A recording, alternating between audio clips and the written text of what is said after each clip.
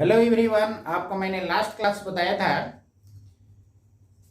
Kinematics क्या होता है उसके बारे में मैंने बताया था। फिर आप उस चैप्टर में आपको मैंने बताया था रेस्ट एंड मोशन क्या होता है। रेस्ट एंड मोशन को मैंने बताया था कि जब भी पार्टिकल का पोजीशन वेक्टर टाइम के साथ चेंज नहीं करता है तब उसको हम लोग रेस्ट में बोलेंगे। यदि टाइम के साथ चेंज कर जाता है तो उसको मोशन में बोला जाता है। यानी पोजीशन वेक्टर पार्टिकल का यदि टाइम के साथ चेंज करता है तो मोशन में होगा, चेंज नहीं करता है तो क्या होगा, एट रेस्ट होगा। फर्दर मैंने आपको बताया था डिस्टेंस एंड डिस्प्लेसमेंट। डिस्टेंस का मतलब बताए थे कि जैसे जैसे पार्टिकल मूव करेगा वैसे वैसे पाथ को आप मेजर करते जाइए, वही क्या दे देगा, आपका डिस्टेंस दे देगा। लेकिन डिस्प्लेसमेंट में आपको मैंने बताया था the change in position vector of A particle is called displacement. यानी पोजिशन वेक्टर में जो चेंज होगा वही पार्टिकल का क्या दे देगा, डिस्प्लेसमेंट दे देगा। फिर डिस्प्लेसमेंट आप लोग पहले बच्चा क्लास में ये भी पढ़े होइएगा कि the shortest distance between initial and final position. लेकिन देखिए ये आप बच्चा वाला आप यदि आप डेफिनेशन माइंड में यहाँ पर रखिएगा तो आपको क्वेश्चन बनाने में प्रॉब्लम हो जाएगा। The shortest distance between initial and final position को भी हम लोग बोलते हैं डिस्प्लेसमेंट। क्लियर है ना। अब यहां पर ध्यान दीजिए, इधर चेंज इन पोजीशन वेक्टर को हम लोग क्या बोल रहे हैं, डिस्प्लेसमेंट बोल रहे हैं। आप यही फॉर्मूला को याद रखिएगा, चेंज इन पोजीशन वेक्टर क्या देता है, डिस्प्लेसमेंट देता है।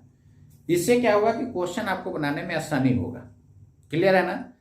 जैसे मान करके चलिए कि अभी पोजीशन आपका R1 है और बाद में R2 हो गया, तो चेंज इन पोजीशन वेक्टर कैसे निकालिएगा, फाइनल माइनस इनिशियल कर दीजिएगा। चेंज इन पोजीशन वेक्टर क्या होगा, फाइनल माइनस इनिशियल।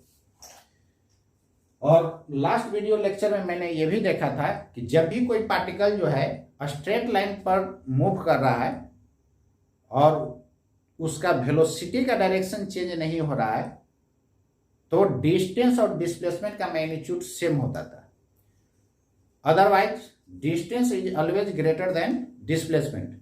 यदि पार्टिकल स्ट्रेट लाइन पर मूव कर रहा है, और केवल स्ट्रेट लाइन बोलने से काम नहीं चलेगा, ये भी बोलना होगा कि यदि कोई पार्टिकल स्ट्रेट लाइन पर मूव कर रहा है और उसका वेलोसिटी का डायरेक्शन चेंज नहीं हो रहा है तो इस केस में क्या होगा, डिस्टेंस और डिस्प्लेसमेंट का मैग्नीट्यूड हर हाल में क्या होगा, सेम होगा। लेकिन यदि वेलोसिटी का डायरेक्शन चेंज कर गया तो आप समझ जाइए कि डिस्टेंस ऑलवेज ग्रेटर देन क्या होगा, मैग्नीट्यूड ऑफ डिस्प्लेसमेंट होगा। डिस्टेंस हमेशा जो है मैग्नीट्यूड ऑफ डिस्प्लेसमेंट से क्या होगा, ज्यादा होगा। ये मैंने लास्ट क्लास आपको डिस्कस किया था।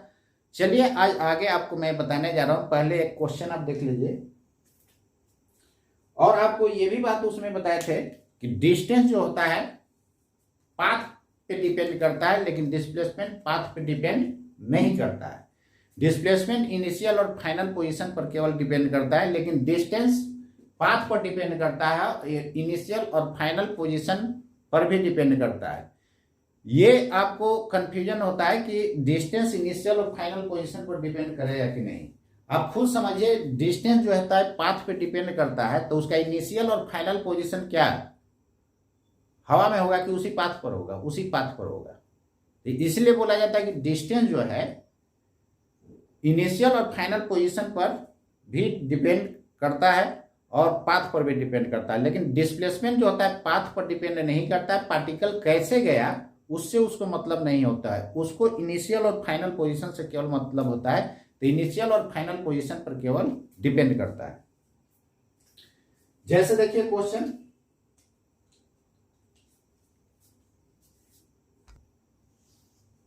चलिए देखिए यही क्वेश्चन है, which of the following statements is are correct. Distance depends on path, ये सही है कि गलत है, सही होगा ना। डिस्टेंस तो डिपेंड करता ही है पाथ पे। उसके बाद देखिए distance is path function. Path function बोला जाए मतलब क्या, पाथ फंक्शन बोला जाए कहने का मतलब किस पे डिपेंड करेगा, पाथ पे डिपेंड करेगा। तो ये सही कि गलत, सही है।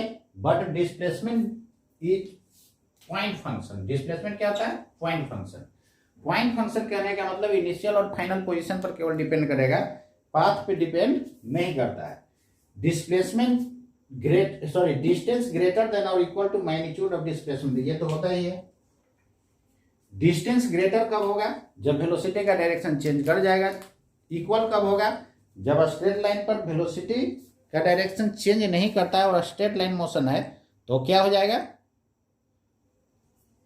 डिस्टेंस और डिस्प्लेसमेंट का मैग्नीट्यूड सेम होगा। कब, जब स्ट्रेट लाइन पर मूव कर रहा है, वेलोसिटी का डायरेक्शन चेंज नहीं हो रहा है, तो उस केस में मैग्नीट्यूड ऑफ डिस्प्लेसमेंट डिस्टेंस का क्या होता है, इक्वल होता है। लेकिन यदि वेलोसिटी का डायरेक्शन चेंज कर गया तो क्या होगा, डिस्टेंस जो होगा ऑलवेज ग्रेटर देन डिस्प्लेसमेंट होगा।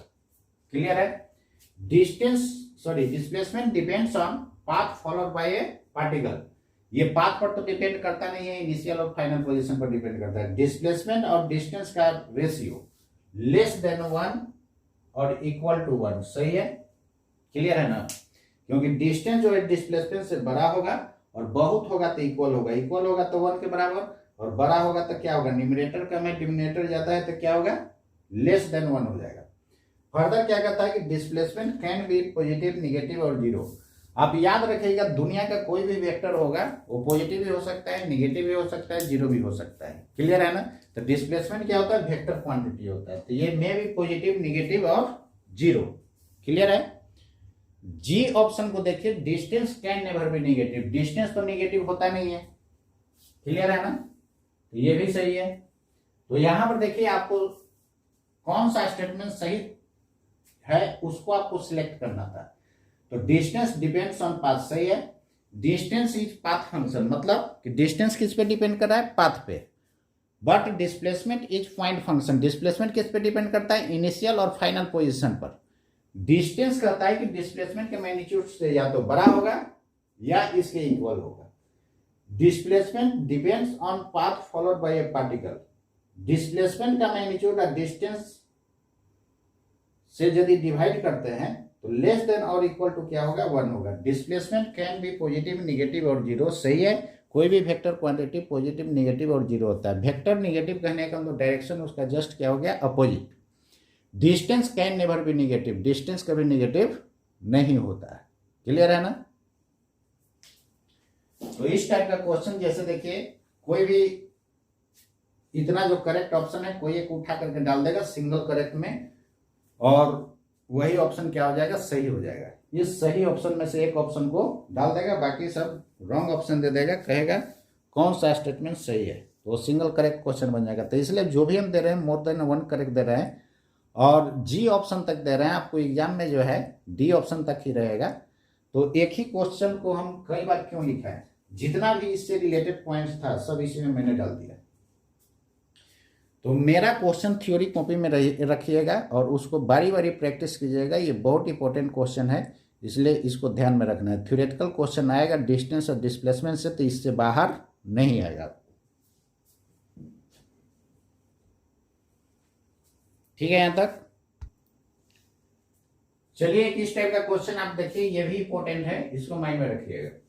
क्या कहता है कि when a particle goes 3 metre due east, तो 3 मीटर ईस्ट की तरफ गया है। किधर की तरफ गया है, ईस्ट की तरफ। This is east, this is west and this is north and this is south. Particle सबसे पहले किधर गया है, 3 मीटर ड्यू ईस्ट गया है। जैसे जैसे क्वेश्चन कहेगा वैसे वैसे आप बनाते चलिए। तो 3 मीटर किधर गया है, ईस्ट की तरफ। फर्दर देखिए क्या कहता है, 2 मीटर ड्यू साउथ। यदि यहां से फर्दर इधर जाता है तो ईस्ट में जाएगा, इधर जाएगा तो साउथ में जाएगा, इधर जाएगा तो नॉर्थ में जाएगा। अब किधर जा रहा है, 2 मीटर साउथ जा रहा है। चल गए? क्लियर है ना? अब फर्दर देखिए क्या कहता है, finally goes 3 metre vertically up. तो वर्टिकली अप ऐसा मत ले लीजिएगा, गलत हो जाएगा। आप खुद समझिए, नीचे आप साउथ माने। क्लियर है ना? तो वर्टिकली अप ऐसा ना होगा। आप बोर्ड पर मत देखिए, आप यहां पर देखिए, इधर की तरफ ईस्ट है, इधर वेस्ट है, तो उधर नॉर्थ है, इधर क्या है, साउथ है। तो पार्टिकल सबसे पहले किधर गया है, ईस्ट में गया है, देखिए। उसके बाद गया है साउथ में, उसके बाद गया है वर्टिकली ऊपर। तो रिजल्टेंट यही हो जाएगा ना, फर्स्ट के टेल से लास्ट के तक। तो देखिए ना, इधर गया 3, इधर x मान लीजिएगा और इधर y मानिएगा तो क्या होगा, बोलिए। इधर x में गया 3 और इधर कितना चल गया, x में 3 और y में कितना 2 मीटर। क्लियर है ना? Finally goes 3 metre vertically up और वर्टिकली ऊपर की तरफ चला गया 3 मीटर। क्लियर है? तो इधर यदि x मानिएगा, इधर y मानिएगा, तो जेड एक्सिस किधर लेना होगा? राइट हैंड रूल को ओबे करना चाहिए। I क्रॉस जे के नीचे होगा ना, तो नीचे हो जाएगा पॉजिटिव जेड एक्सिस, ऊपर हो जाएगा निगेटिव जेड एक्सिस। तो हमको डिस्प्लेसमेंट के मैग्नीट्यूड पर कोई फर्क पड़ेगा नहीं, तो इसमें क्या लिखिएगा? आई कैप, और ये हो जाएगा जे कैप, और ये हो जाएगा माइनस के कैप। क्लियर है ना? तो एक्स में कितना? 3 मीटर, तो 3 आई कैप, ये हो जाएगा 2 जे कैप, और उसके बाद कितना है? 3 माइनस के कैप। तो आपका डिस्प्लेसमेंट कितना हो जाएगा? बोलिए। R इज इक्वल टू कितना लिख सकते हैं? इधर मैंने एक्स एक्सिस माना और इधर वाई एक्सिस। वाई एक्सिस किधर लिए हैं? नीचे के ऊपर, नीचे साउथ की तरफ। तो इधर एक्स एक्सिस और इधर वाई एक्सिस। जेड किधर होगा? देखिए, जेड निकालने के लिए क्या करना है? एक्स बाई जिधर इच्छा उधर आप ले सकते हैं, लेकिन जेड एक्सिस मानने के लिए आपको राइट हैंड रूल को ओबे करना होगा। इधर आई कैप होगा, इधर जे कैप होगा, तो आई क्रॉस जे, आई क्रॉस जे किधर देगा? आई क्रॉस कीजिए जे इनवर्ड ना, तो इनवर्ड की तरफ क्या होगा? आई क्रॉस जे क्या देता है? के कैप। तो अंदर होगा जेड एक्सिस, तो इधर क्या हो जाएगा? Negative Z. क्लियर है ना? अब यहां पर ध्यान दीजिए, इधर जैसे ही इधर जाएगा तो क्या हो जाएगा? -3 के कैप। तो आर बराबर हो गया 3 आई कैप और +2 जे कैप और +3 इंटू माइनस के कैप। माइनस के कैप मतलब किधर? निगेटिव जेड की तरफ। तो आर का मैग्नीट्यूड कितना हो जाएगा? √अंडर आई वाला का स्क्वायर करेंगे, जे वाला का स्क्वायर करेंगे, तो 3 का स्क्वायर +2 का स्क्वायर और -3 का स्क्वायर। क्लियर है? तो ये आ जाएगा आपका √22। क्लियर है ना? तो यहां पर ध्यान दीजिए, इधर इस टाइप का क्वेश्चन पूछा जाता है, तो इसको आप माइंड में रखिएगा। तो चलिए बताइए, इसमें ऑप्शन कौन हो जाएगा? सेकंड नंबर हो जाएगा ना? क्लियर है? तो जब भी वर्टिकली अप कहेगा तो यहां से ऐसे मत ले लीजिएगा, हो जाएगा गलत। आप खुद समझिए, रियल लाइफ में किधर? उधर नॉर्थ है तो इधर साउथ है, और इधर ईस्ट है, इधर वेस्ट है, तो वर्टिकली अप ऊपर ना होगा। तो पहले किधर गया था? ईस्ट में, तो ईस्ट में 3 मीटर, उसके बाद बाई में 2 मीटर, और उसके बाद जेड में कितना गया है? 3 मीटर। तो रिजल्टेंट यही होगा ना, फर्स्ट के टेल से लास्ट के हेड तक। क्लियर है? एक्चुअली जेड एक्सिस इधर की तरफ निगेटिव हो जाएगा, नीचे की तरफ क्या लेना होगा? पॉजिटिव जेड लेना होगा। क्लियर है? तो इसका ऑप्शन कौन सा हो जाएगा? बी नंबर हो जाएगा।